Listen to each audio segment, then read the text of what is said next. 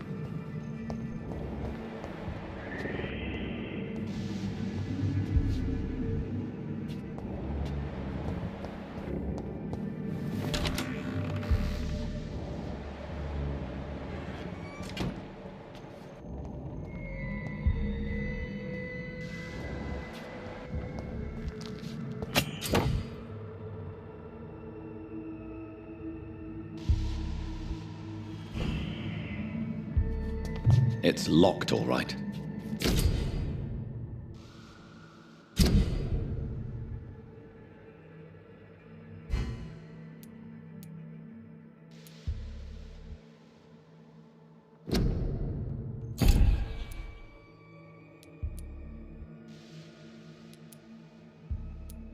Mr. Connor's injuries don't match the report. I'd better look into this.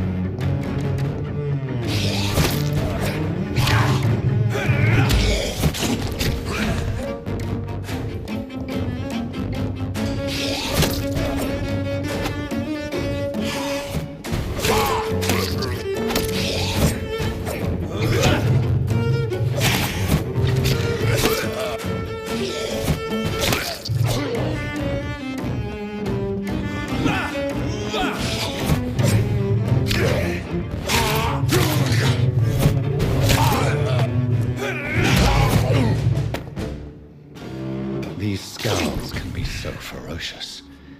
I'm not sure I can defeat them without becoming stronger. To drink blood is so tempting.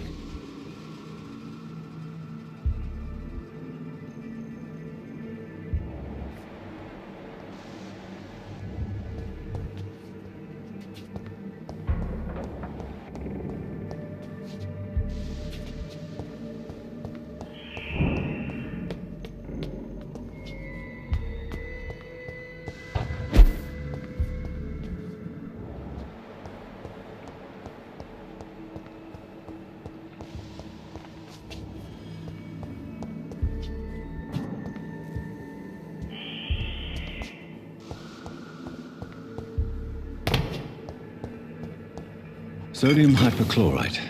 Dangerous to administer, but efficient in the proper dosage.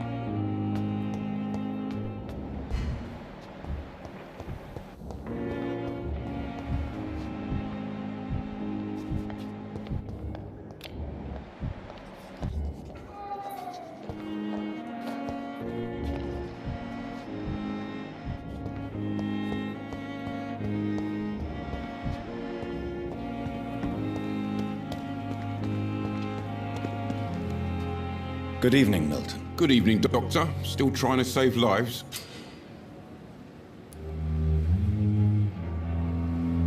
Do you need any medical help, Milton? I'm afraid I do. Like everyone in this hospital. It's a sad state of affairs when even the hospital workers are worried about disease. Our job brings us into contact with all kinds of infections, Milton. There's no shame in being ill while you're in a hospital. That's easy for you to say, Doctor. I get the feeling you don't fall sick often. Thanks, anyway. I'd like to see your goods. Wise choice, Dr. Reed. A reliable gun is what everybody needs these days.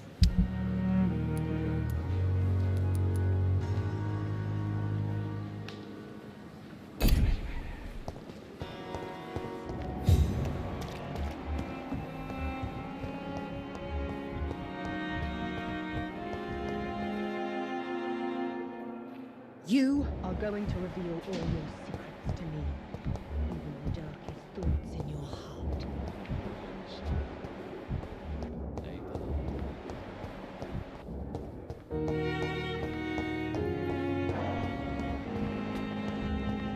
Seem peaceful and lost at the same time. Good evening, Dr. Reed. Such a pleasure to see you again.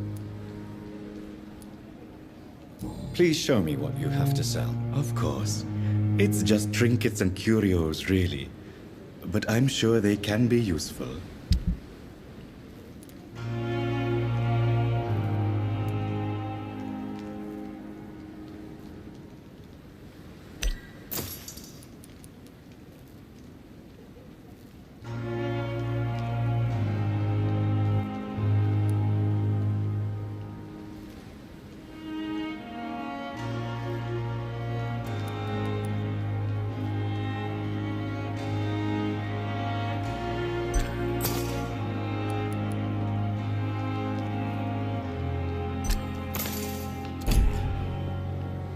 Good evening, Dr. Reed. Such a pleasure to see you again.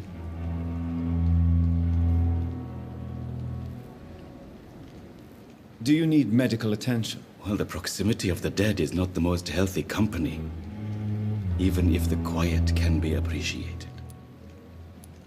Don't take too many risks with your health, Mr. Chidana. None of us are immune to this disease. And that is a good thing. Death and disease is a constant reminder of our mortality.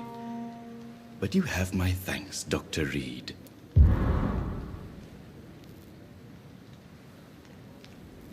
Goodbye, Mr. Chidana.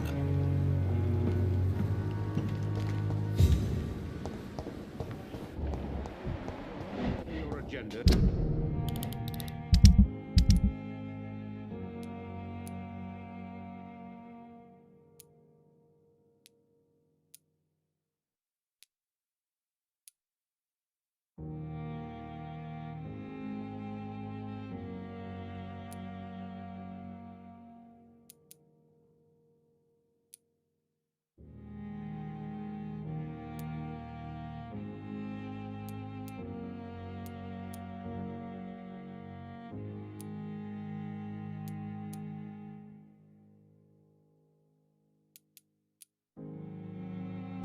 How long's it going to take to clean properly? A month? A year? You have the right to disapprove of our methods, and you can kindly apologize when you're feeling better. Good evening, Doctor. I believe we're going to be working together. Dr. Reed. Dr. Swansea informed us of your arrival, but I could not dare to believe we'd have such good fortune. Such an honor, sir. Thank you. And you are? I am Thoreau Strickland, Dr. Thoreau Strickland. I'm a great admirer of your work, Dr. Reed. Please, could you tell me something about yourself? I'm a great admirer of your work concerning blood transfusion, Dr. Reed. I run my own experiments. I'm convinced it's the future. What made you choose to be a doctor? I'm not ashamed to admit you and your work have inspired me. I am honored to have the opportunity to work by your side. It's always a pleasure to share scientific and medical knowledge with someone eager to learn. I'll be glad to help you if I can. This epidemic may be the century's most terrible disaster, but I'm convinced that we, as doctors, are the only ones able to defeat it. I based my technique on my mentor's research. He helped me perfect my method. What is yours? I'd rather not talk about it. For now, it's just theories and first approach. My process is purely experimental and unsuccessful. As long as you're cautious and methodical, you may remain empty-handed, but you won't fail. You're not the first one to warn me, but I am convinced knowledge is the main weapon against the ravages of this epidemic.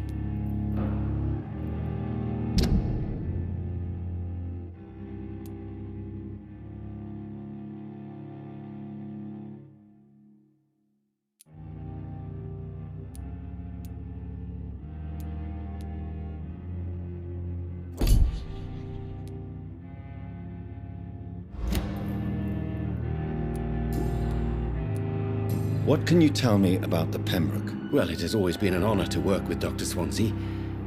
But with your arrival, I can't think of a better opportunity to learn about blood transfusion. Do you need help with anything in particular? Well, yes, maybe. I'm waiting for a batch of products I ordered for my personal research, yet my supplier seems to have vanished. Do you want me to play the errand boy for you? Oh no, Dr. Reed. But if you went personally to his shop, what with your reputation and all, he wouldn't dare to refuse the products I need. I see. Well, give me the address, for I may pass by if I have time. You seem quite optimistic. It's a rare and precious attitude in these difficult times. I'm convinced that this epidemic is a test of endurance and dedication for us men of science. Questions remain about our capacity to resolve the situation. True. Last summer, during the first wave of the epidemic, I used to joke with Milton about the extra work. We're not smiling now. What do you think of Dr. Ackroyd's aversion to modern medical methods? It's a shame he's so narrow-minded. Dr. Swansea taught me that science is about exploring uncharted territory. I'm convinced that's true. With the influenza and all that's going on, you should put your differences aside, don't you think?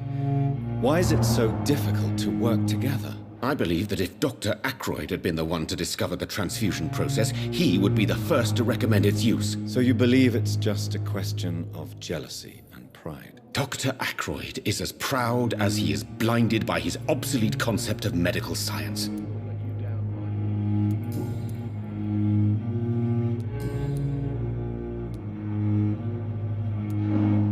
Tell me more about your willingness to experiment with new medical techniques. Harvey Fiddick is a patient suffering from a severe injury that could cripple him if not treated correctly. I'm convinced your blood transfusion technique could help him. What is it you really want? To save him, or to prove your point? Fair question. I want nothing but to save my patient, Dr. Reed. Especially since I know Mr. Fiddick's story. Tell me Mr. Fiddick's story. Our first diagnosis was compromised because Mr. Fiddick lied to us about the real origin of his injury. He first claimed it was an accident. But why would he hide such crucial information from us? Because he is a proud father, ashamed of putting his children at risk because of his own negligence. This personal involvement could also appear to be a lack of impartiality. You must know that a good surgeon must remain neutral. I agree. But that does not excuse Dr. Ackroyd's behavior, a man who did not even take time to converse with his patient. Do you think keeping his distance was a mistake? All I know is that I'm taking care of human beings with desires, hopes, and fears. Not some biological machine comprised of blood, bones, and flesh.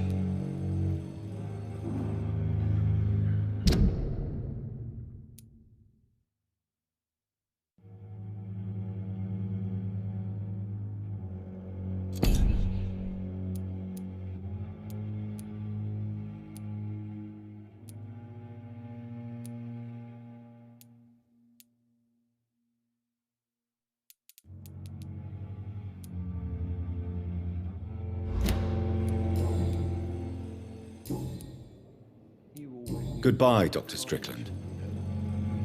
As for me, What a blundering idiot. Good evening, Mr. Fiddick. Good evening, Dr. Reed. Any news about my operation? Tell me about your injury, Harvey. Why do you feel so guilty about it? My wife died because of me. And now I may lose everything because I've been careless enough to hurt myself. What an arsehole.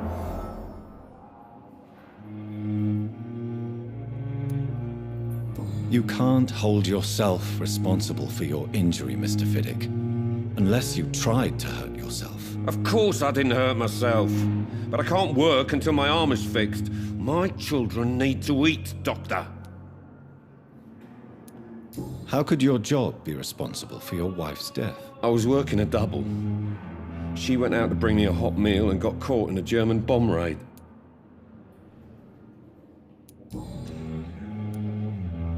Tell me more about the death of your wife, Harvey. 1915. I was in the army, building workshops for the Royal Flying Corps. Helen was happy I wasn't sent to the front. What happened? The Germans sent Zeppelins to bomb the construction site, but they missed their target. My wife was bringing my dinner when the bombs fell. How are your children after losing their mother? They were smaller then.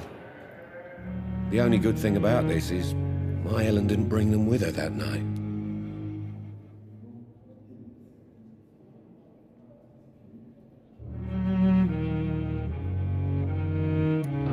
I'm sorry for your loss.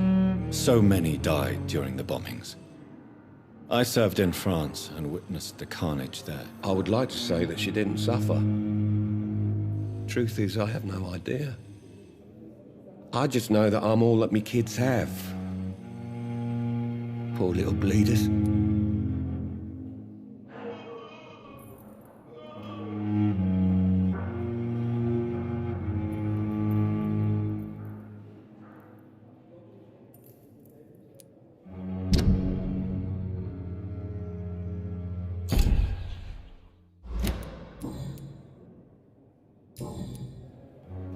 Goodbye for now, Mr. Fiddick. I'll see you later. Sweet girl. Reads me like a book. I never could keep anything. Finally, you've returned, Doctor. Did you find anything of value? Yes, nurse. You've worked your first miracle, Doctor. Now, this patient here needs immediate treatment. Duty calls. When the storm has passed, I'll show you how to mix the remedy yourself with the same basic ingredients.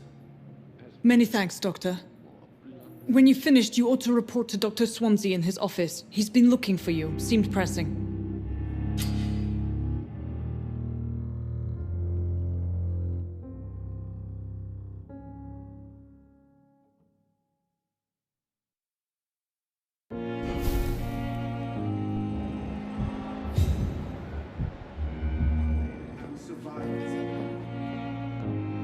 I will not let you down, my boy.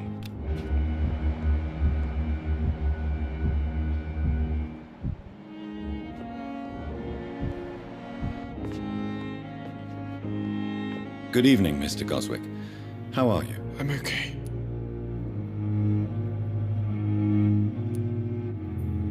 I have to go now, sir. But don't hesitate to contact me if you need any help. I'm all right. Take your time with me. Always be the words to calm the children, Helen. As for me, what a blundering idiot.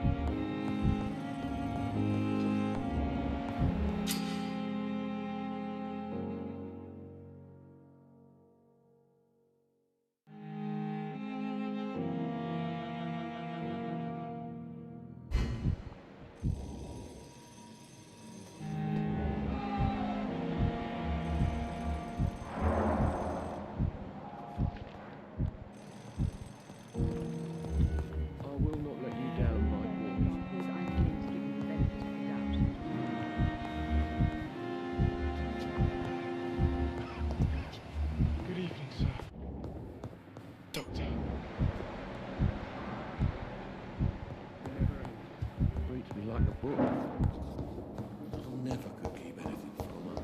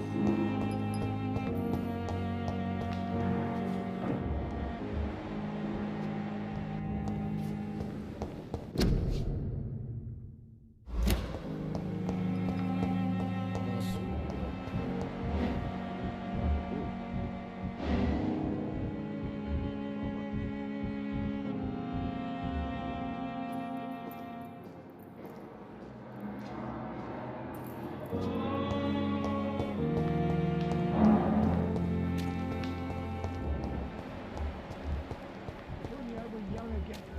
Just a dozen years or so.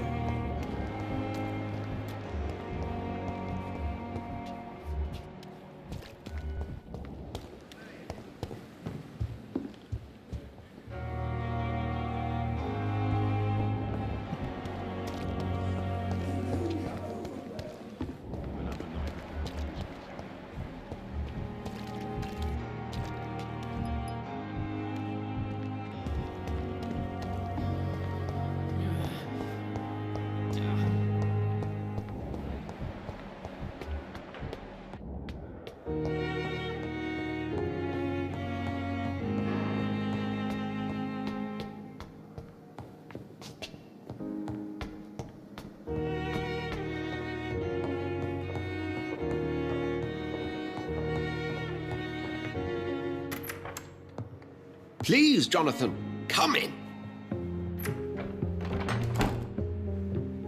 Fascinating, is it not?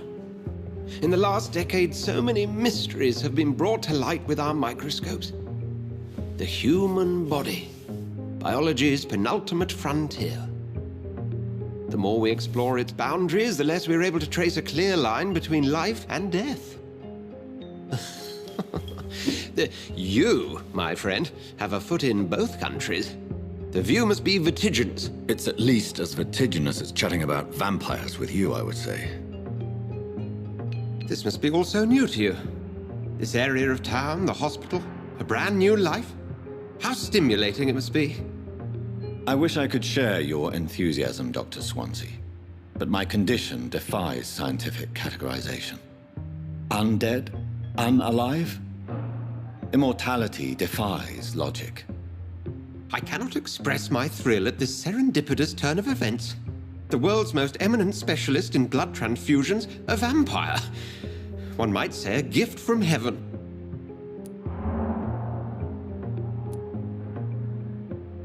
It may seem strange, but your words have brought me some comfort here.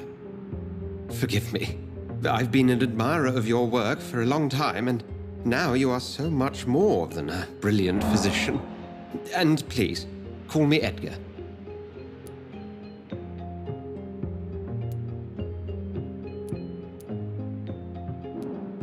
There is no need to apologize, Edgar. You offered me sanctuary when I had none. Very well. I have a task for you, Jonathan. Something that will require all your newfound skills. Please, go on. The Pembroke only survives through the generosity of our benefactors. Unfortunately, our main donor has found herself in a bit of a bind. Now, if you could help her out... A spokesman or politician is what you need. That's not my calling. And until I come to understand what has happened to me, I require discretion. Discretion is in order, Jonathan. Lady Ashbury has recently received rather indelicate correspondence that, if revealed, would jeopardize her position. And you would like me to eradicate this threat? By the stole, of course not. I would just like you to pay her a visit. Her ladyship is certainly near the tents outside, tending the sick. You can't miss her. Look for someone impossibly delicate. Accepted. I'll see what kind of trouble Lady Ashbury is in.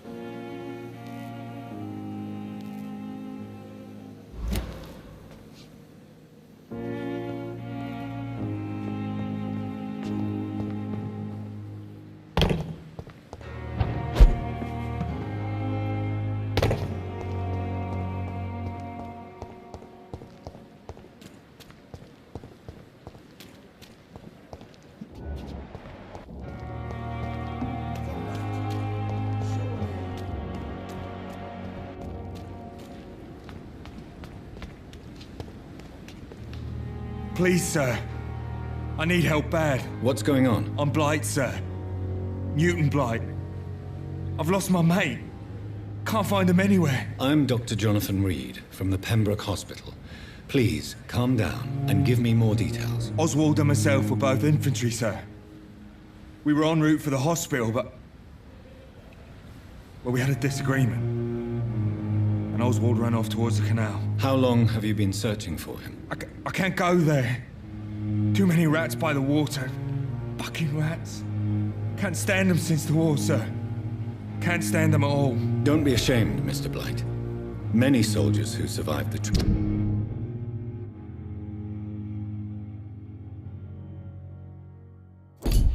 trenches suffer from musophobia. I'll see what I can do for your friend. What can you tell me about your friend? His name is Oswald Thatcher. We survived the war together. Oswald is... nervous and quite fragile since we came back from the war. What can you tell me about yourself? I'm Oswald's best friend. We served in the same regiment, sir. We've taken care of each other since we came back from the front.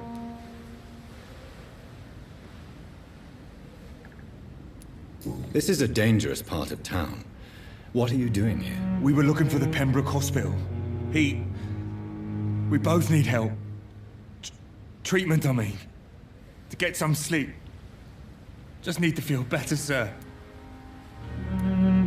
Where was your friend the last time you saw him? He went down by the canal. He didn't want to go to the hospital. I think he went to the sewers on purpose. So I couldn't go after him. I have all the information I need for now. If I find anything out about your friend, I'll let you know as soon as I can. Thank you, Dr. Reed.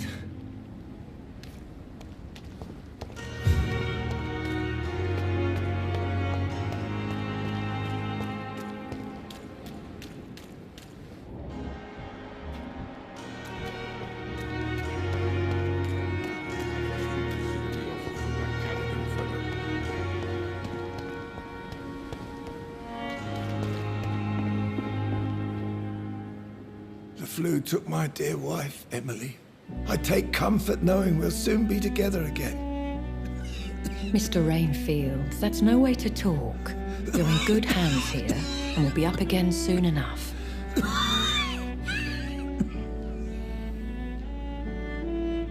Now do me a kindness and get some sleep. I'll be back round later. Your words are kind, the blessings of an angel. You're the sweet, sweet Lady of Mercy.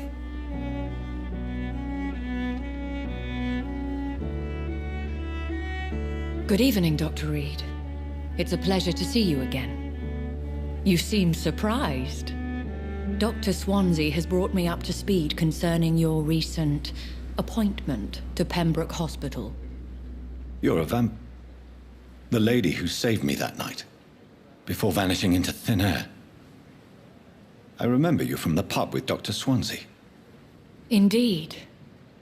Allow me to introduce myself formally this time. My name is Lady Ashbury.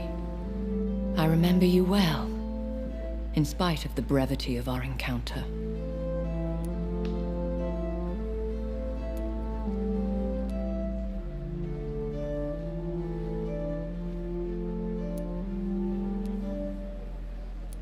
Apologies. You've taken me by surprise. I'm very happy to see you. The pleasure is mine, Doctor. I hope you're more disposed to answer my questions now. You must have countless questions, but our rather urgent matter first. Swansea has explained. My cover, if you prefer, has been compromised. Dr. Swansea has commissioned me to be your agent in this matter. You could start by explaining what's amiss. These past insufferable weeks, I've been the victim of extortion. I've made a first payment, but the blackmailer grows greedy. I must refuse his most recent demands. Please continue. Every detail is essential. I'm your man. My embarrassment in this matter is eclipsed only by my shame at having put the hospital at risk. The threat from our anonymous scoundrel is clear. A list of dates. My visits coinciding with the dates of suspicious patient deaths due to massive blood loss.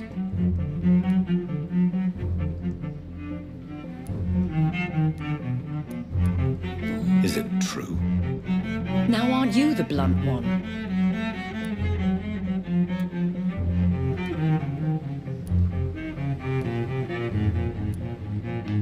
We both are afflicted with a thirst for blood, Lady Ashbury. That is our nature.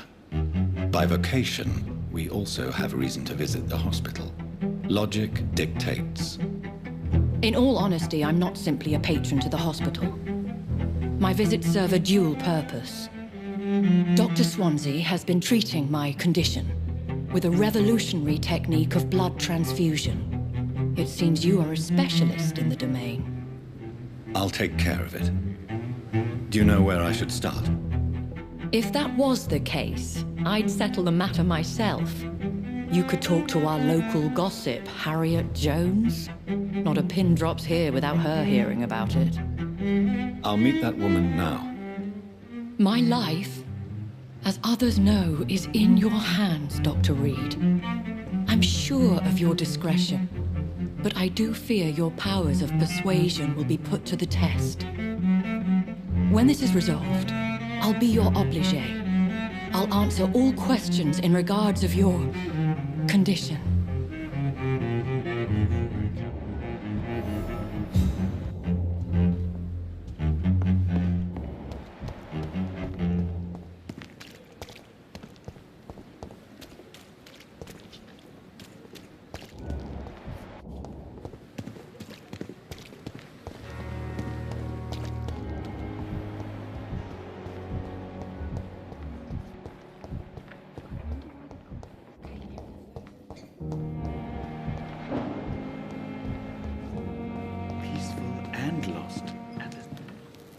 Good evening, Dr. Reed. Such a pleasure to see you again. Please show me what you have to sell. Of course. It's just trinkets and curios, really.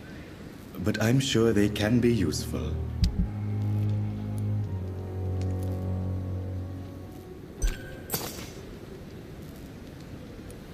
Tomorrow, more bodies will arrive and then sadly depart.